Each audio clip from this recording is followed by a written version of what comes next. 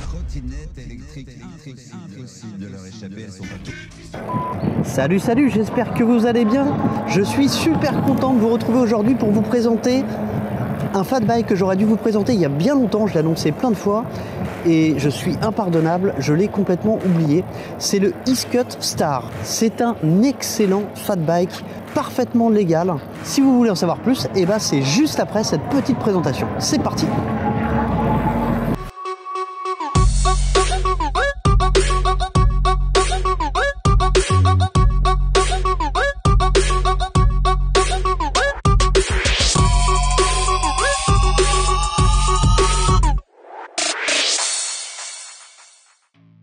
Alors je vais commencer par présenter mes excuses à Iscut parce que c'est un vélo que j'ai pourtant beaucoup utilisé et j'étais persuadé d'avoir déjà tourné la vidéo, chose que je n'ai pas faite.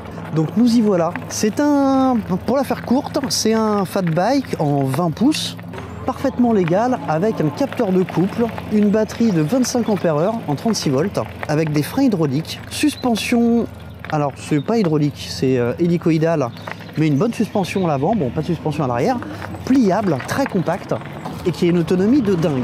Alors déjà l'autonomie, hein, on va commencer par ça. J'ai fait 18 km, je ne l'ai jamais rechargé, je n'ai perdu qu'une bûche. Enfin je suis toujours sur le premier cycle de charge. Ce qui est juste impressionnant.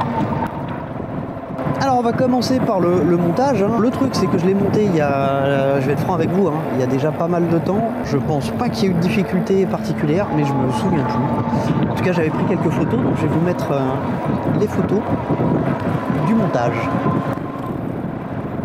Pourquoi celui-ci est homologué et pas les autres? Tout simplement parce qu'il n'y a pas de gâchette d'accélérateur, c'est uniquement à la force des jambes, accompagné par un capteur de couple. Donc le capteur de couple, ça va permettre au moteur de savoir quelle force vous mettez dans le pédalier pour vous accompagner à la vitesse que vous voulez. Contrairement à un capteur de vitesse qui lui est juste capable de savoir si vous pédalez ou non et va faire tourner le moteur à fond à la vitesse que vous allez spécifier là-dessus. On a le gros avantage d'avoir un capteur de couple et ça sur un vélo à ce prix-là, c'est unique. Alors on va commencer par l'instant promo. Donc, bien évidemment, ce vélo est disponible à 1799 € chez Iscut. Vous allez retrouver l'adresse de mon partenaire juste en dessous. C'est une vidéo sponsorisée et c'est une dotation que j'ai reçue pour vous présenter ce produit. Pour le côté légal, c'est d'ici, code promo il y a, comme d'habitude, vous le retrouvez en description. On va déjà voir ce qui donne un petit peu dans le petit parc que vous commencez à connaître par cœur. Alors ce que je peux vous dire, c'est qu'il assiste très fort. Vous voyez, je suis sur 1, c'est-à-dire au minimum. Alors l'écran n'est pas très lumineux, ça par contre, c'est un des défauts, et j'ai regardé dans les commentaires, c'est un des rares défauts, mais qui revient assez souvent. L'écran, là vous voyez, en plein soleil, on voit que dalle. Je reviens sur l'assistance, elle est très forte. Hein. Sur 1, je pédale à peine. Je vais vous faire l'instant My Life. Vous savez que j'ai perdu complètement l'usage de mon pied droit et la sensibilité. C'est aussi pour ça que j'ai un petit peu tardé aussi à faire ce test. C'est que un vélo sans gâchette d'accélération, je ne pensais pas pouvoir réussir encore à en faire. C'est assez compliqué. Et celui-là est tellement assisté qu'au final, j'ai à peine besoin de forcer. Enfin d'ailleurs, si je me mets en vitesse 5, je pédale dans la smooth, il avance tout seul, hein, à peu de choses près. Voilà. Donc l'assistance est très très forte. On va faire le test côte, le test de freinage, on va faire tout ça, vous inquiétez pas. Et puis je vous donnerai aussi les caractéristiques complètes en fin de vidéo, comme c'est mon habitude maintenant. Et je vous donnerai aussi toutes les dimensions, hauteur de selle, hauteur de cintre, parce que tout est ajustable dessus. Et c'est ça qui est super bien. Donc c'est un moteur qui est situé à l'arrière, hein, propulsion. On a un dérailleur 7 vitesses Shimano, donc un seul plateau à l'avant. Alors qui permet de pédaler réellement jusqu'à 25 km/h, ça il n'y a pas de souci.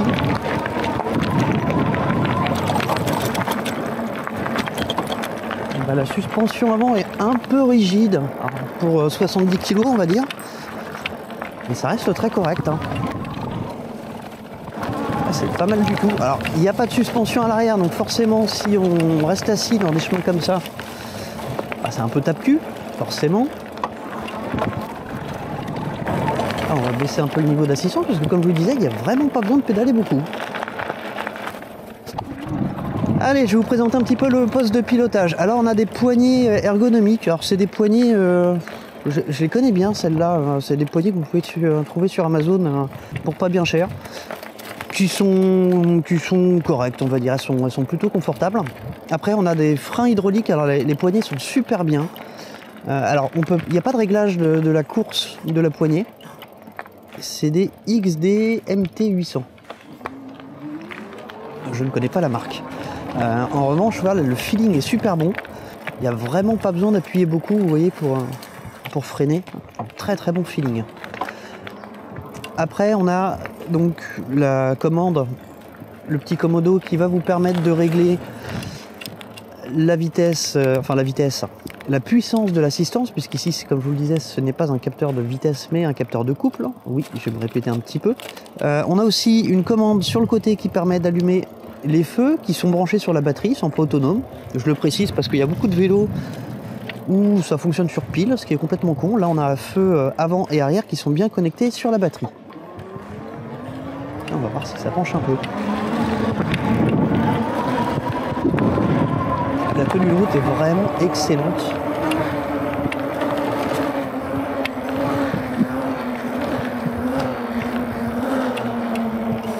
Ouais, ça c'est top. Donc ensuite on a ce display central. Alors je voulais réserver ça en vidéo. Hop là, voilà. On a retiré le petit film plastique. Mais bon, on voit toujours que dalle. C'est pas le film plastique qui gênait. Alors on arrive de l'autre côté. On a la petite clochette réglementaire. Et puis donc la commande de dérailleur Shimano. Donc on pousse pour descendre d'une vitesse et on appuie pour remonter. Ça répond très très bien. Et de l'autre côté, bien évidemment, exactement la même poignée de frein. Eh ben, tant qu'on est ici, avant de rejoindre l'endroit habituel, je vais vous montrer comment il se plie et ce qu'on peut faire avec. Alors, la béquille, elle est ajustable en hauteur. Là, c'est vrai que j'ai réglé un petit peu droit. Vous avez un petit bouton qui va permettre de la... Non, c'est une vis, c'est pas un bouton. Ah non, c'est un bouton. Ah ben non, je suis au plus bas. Ouais, alors la béquille, elle est un peu droite. Évidemment ça tient, hein, mais faut pas qu'il y ait de vent. Donc on a la suspension en T à l'avant avec réglage de précharge ici et la possibilité de loquer, déloquer. On a donc frein à disque hydraulique à l'avant. Ce sont des disques de 160. Oui, c'est bien des disques de 160. On a donc un axe de pliage ici. Alors pour le pliage, on commence, on va l'éteindre. Quoique il n'y a pas de gâchette d'accélération, donc de toute façon il ne risque pas de partir. On a une sécurité sur le lock ici, donc il faut lever, on tire, et ensuite c'est accompagné, ça va venir descendre là. Ensuite on pense à remonter les pédales, sinon on va être gêné. Ça aussi ça va être gênant. Là, toujours même système. On pousse, on tire. Ensuite,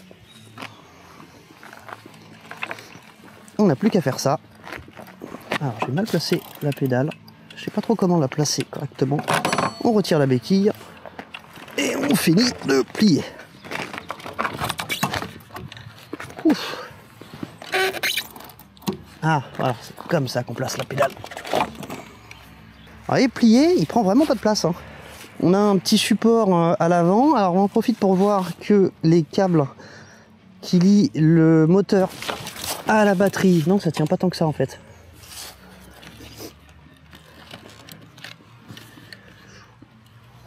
Ouais, je sais pas si c'est parce que le sol est pas droit ou si ça tient pas des masses. J'en étais sur le câble qui relie donc la batterie amovible qui est ici au moteur et protégée par une gaine en spirale et en métal. Allez, on va la remettre debout. Donc tout seul, c'est quand même pas simple. Mais en vérité, c'est jamais simple sur un vélo électrique. Pliant. J'ai encore jamais vu un vélo électrique pliant où c'est simple. Donc le cintre, vous pouvez l'ajuster en hauteur.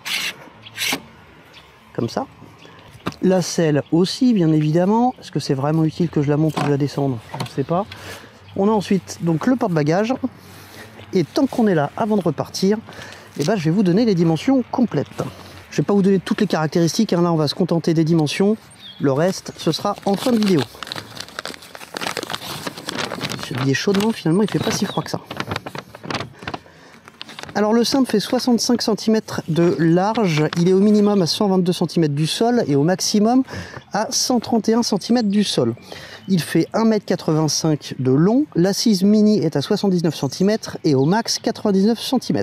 Plié, il fait 80 par 100 par 62, il pèse 33,6 kg et supporte une charge de 130 kg.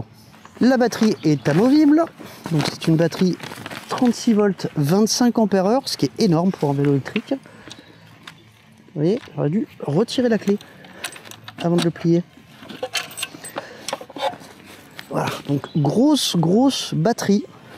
Et je vous dis autonomie monstrueuse là, puisque j'en suis à 20 km, avec un niveau d'assistance assez fort, et je n'ai perdu qu'une bûche. Allez, on va rouler, on va aller faire le test côte, le test de freinage, et puis je vous donnerai un avis final sur ce vélo. Bon, vous avez compris, il va pas être mauvais l'avis.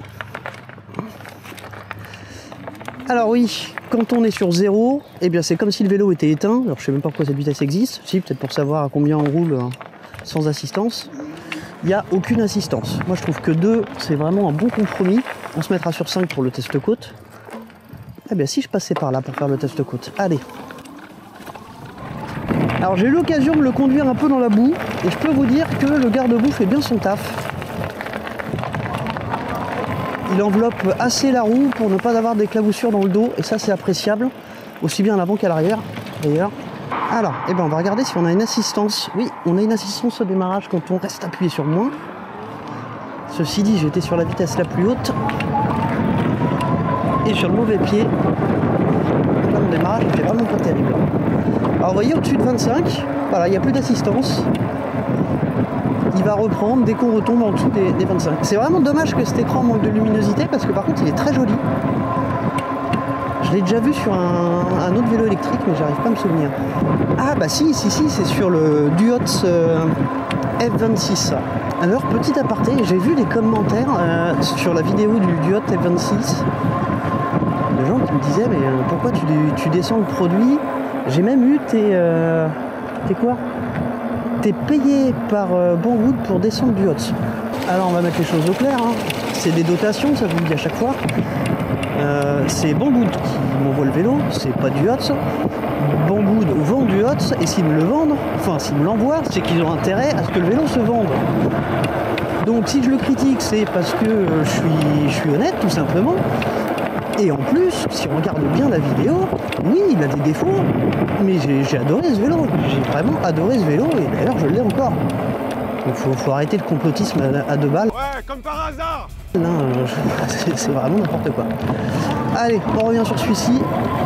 Alors, on va essayer de loquer la fourche. Je vais peut-être m'arrêter pour faire ça, ça évitera de faire des conneries. Alors ce qui est très bien avec les capteurs de couple comparé aux capteurs de vitesse, bah, c'est que c'est beaucoup plus réactif.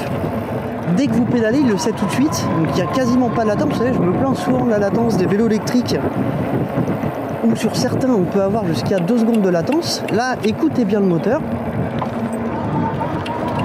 Ça reprend quoi? Allez, je pense qu'on n'est même pas à la demi-seconde. Ça c'est vraiment très bien.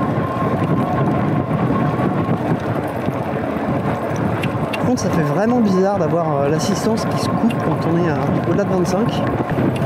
Ce que je peux vous dire, c'est que voilà, que ce soit au 2e, au 3e et surtout au 5e pas, on ne sent absolument pas les 31 kg et quelques du vélo. Mais alors pas du tout. Ouais, bah forcément, hein, avec la fourche loquée, bah, on sent un peu plus la route. Par contre, on a moins la sensation d'avoir, et encore qu'il ne le fait pas trop, mais sur des fourches trop molles, en fait, ce qui est l'avantage de bloquer la fourche, bah, c'est d'éviter d'avoir le vaisseau, n'importe quoi, faut que j'arrête de jouer à Starfield, hein. Le vélo qui s'affaisse à chaque coup de pédale. Voilà, on est en bas de cette côte qui fait 13-14% de moyenne. L'idée, c'est de voir combien de temps je vais mettre pour aller d'ici au CD le passage qui est là-haut. Je règle le vélo au maximum. On est bien sur 5. Je me suis mis sur 4 parce que ça me permet de bien démarrer. Décidément, c'est dur ce matin. Allez, 1, 2, 3. Vous voyez, ça part tout de suite, ça c'est cool.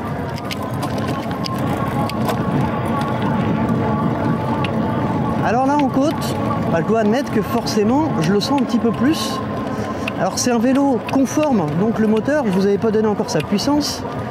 C'est un moteur de 350 watts nominaux, puisqu'on n'a pas le droit à plus. Sur un vélo conforme. Donc forcément, il faut forcer un peu. Ça y est, je suis arrivé. Alors autant sur plat, c'est facile de pédaler. Autant sur une côte comme ça, on sent quand même. Bon après j'aurais pu baisser d'une vitesse et composer et pédaler un peu plus dans la smooth pour avoir plus de puissance. Eh bah t'es pressé toi. Bon alors évidemment je vous ai pas fait de test de Vmax, puisque la Vmax elle va dépendre de la force que vous mettez dans le pédalier, puisque de toute façon le vélo s'arrêtera à 25. Allez, on va baisser un peu l'assistance pour voir l'agilité. Même si on l'a vu tout à l'heure. Ah, et on va regarder aussi le rayon de braquage, qui est vraiment léger. Voilà, je vais me caler à 25 et je vais freiner au bout de cette ligne blanche et on va voir à quelle distance je vais me retrouver. Il y a du verre partout.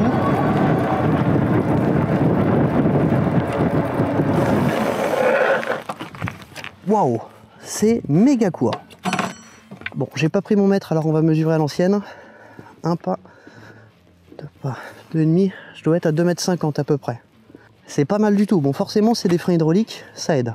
Tant qu'on est là, vous voyez, on a des très beaux passages de câbles. Tout est vraiment bien fait. On a un indice IP 44, si je ne dis pas de bêtises. C'est ça, IP 44. On va aller un peu plus loin. On va faire les pour et les contre. Et on va conclure cette vidéo. Alors merci à tous les abonnés qui soutiennent cette chaîne. Vous êtes de plus en plus nombreux et ça c'est cool. Donc merci à vous et merci à ceux qui en profiteront pour s'abonner. Ou à me suivre sur Instagram. Allez, je vous diffuse l'adresse. Pour ceux qui ont regardé, qui ont vu ma dernière story, je vous annonçais le retour de la GT2 dans une vidéo. J'ai tourné la vidéo, j'ai commencé à la monter. Et franchement, c'est de la merde. En plus, je me suis pris une soufflante par Iscut puisque je les avais complètement oubliés, ce qui est compréhensible. Donc, priorité à Iscut, le retour de la GT2. Je vais retourner une vidéo parce que c'était vraiment pourri ce que j'ai fait. Et je vais vous faire quelque chose de mieux. Je vous prépare une énorme vidéo, une série de vidéos en 5 volets. Ça fait des jours et des jours que je travaille là-dessus. C'est quelque chose que vous avez été très nombreux à me demander. Et bien, ça arrive enfin. Voilà, je vous en dis pas plus, c'est pour très bientôt. Alors... j'adore ce fat bike. De toute façon, si vous cherchez un fat bike réglementaire, il n'y en a pas 36, c'est celui-ci qu'il vous faut. Il a tout. Le capteur de couple, l'énorme batterie de 25 Ah, ce qui est vraiment énorme hein, sur un vélo électrique, 25 Ah, ça fait beaucoup de kilomètres. Et bien d'ailleurs, allez, je vous mets les caractéristiques complètes pendant que je vais vous donner pour moi ses avantages et ses inconvénients. Premier avantage, forcément, il est compact, une fois plié.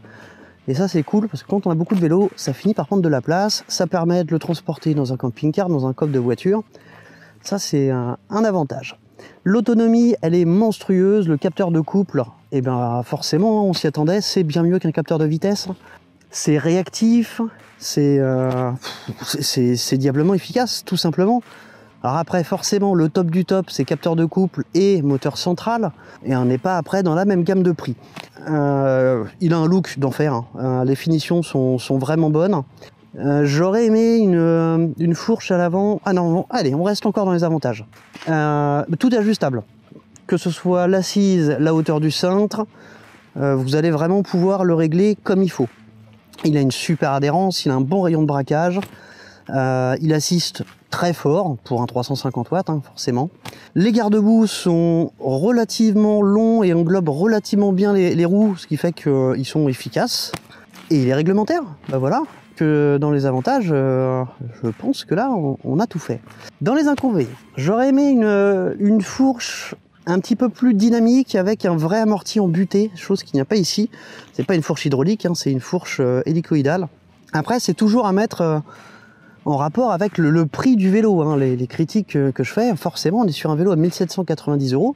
Et pour un vélo avec des caractéristiques pareilles, C'est pas cher, hein. C'est vraiment pas cher. Regardez un petit peu ce qui se fait à caractéristiques équivalentes, vous allez voir qu'il est très très bien placé en termes de prix. Dans les inconvénients, le manque de lisibilité de l'écran, ça c'est dommage. Et puis les poignées, alors ils ont voulu faire bien, hein, mais ces poignées-là, au final, le confort est juste correct. On est dans les inconvénients. Qu'est-ce que je vais trouver encore comme inconvénient? Il n'y en a pas tant que ça. Oui, ça aurait peut-être été sympa d'avoir un ou deux plateaux supplémentaires à l'avant, de manière à pouvoir avoir un petit peu plus d'allonge. Tout simplement, je trouve qu'il manque un tout. Alors, il a suffisamment d'allonge pour aller à 25, mais pas au-delà, alors qu'on pourrait. Alors, je critique pas l'assistance hein, qui se stoppe à 25, ça c'est normal. Je parle bien du pédalage, où au final, à 25, on pédale déjà très très vite. Donc une couronne avec un peu plus de dents, ça aurait été pas mal. C'est bien dans ce sens-là, hein. Plus de dents, oui c'est bon. Bon, bah écoutez, je pense que vous avez compris que c'est un très très bon vélo. C'est certainement le meilleur choix si vous cherchez un fat bike réglementaire. De toute façon, moi j'en connais pas 36, c'est le seul qui est arrivé sur la chaîne.